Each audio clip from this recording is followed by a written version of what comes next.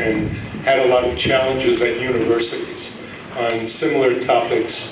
And all of us have children or grandchildren at universities, and I know it's a big worry, not only the Muslim students, but a lot of the non-Muslims who are a problem, including many Jews. Could you talk about that in light of your experience? Yeah, absolutely, Larry. It's chilling, really. Just a couple weeks ago, Geller and I, and Nani Darwish, who is a very courageous ex-Muslim who was raised in Gaza, as a matter of fact, and Simon Deng, who is an extraordinary man who was held as a slave. He was a Christian in Sudan, and as a little boy he was kidnapped and enslaved for 9 years by Muslims in Sudan. And the four of us were speaking at Temple University in Philadelphia. And about 75% of the audience was made up of leftist and Muslim students, and they were heckling and they were yelling. We're doing everything they could to drown us out. Ultimately, they got up and started chanting a lot of nonsense and left. Their being there had prevented a lot of people who actually wanted to be at the talk from coming in. And what was kind of chilling about it was, for fun and to relax these days, I've been reading about the Third Reich. And when things were a lot easier and the lines were drawn more clearly. And it was chilling because I was reading about the brown shirts and how they were a youth movement that was in the universities.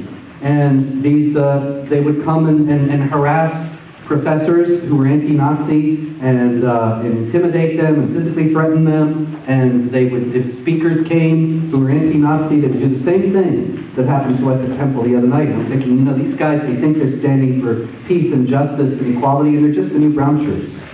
And the thing is that this is what's happening all over the United States. The Muslim Students Association, which is on 600 campuses in the U.S. and Canada, is a Muslim Brotherhood organization. It was listed as an allied group in that same captured internal document that I quoted to you before about how the Brotherhood is dedicated to eliminating and destroying Western civilization from within. And that is, that's not your average Hillel group, That's not your Newman Center. This is a cell on our campuses all over the country that is actively subversive. And some of the people that they have brought in to speak are open. As a matter of fact, I was just speaking on a radio show in California a couple days ago about University of California, Irvine, and their Israeli Apartheid Week, which is something that's on campuses all over the country. And they had Abdul Malik Ali speak. And Abdul Malik Ali is an imam in Oakland, California, who is open in his support for the Jihad Terror groups Hamas and Hezbollah, has openly called for jihad and is gleefully, fiendishly, obscenely genocidal and unapologetic about it, and anti-Semitic, of course. And this guy is given a platform at UCI every year for this event.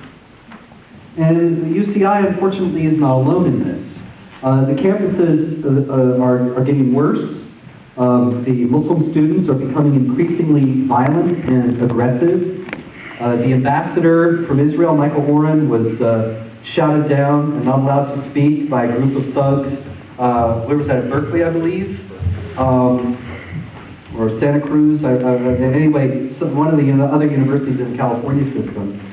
And it's increasingly physically dangerous for Jewish students or for any students who want to stand up and say anything about these things.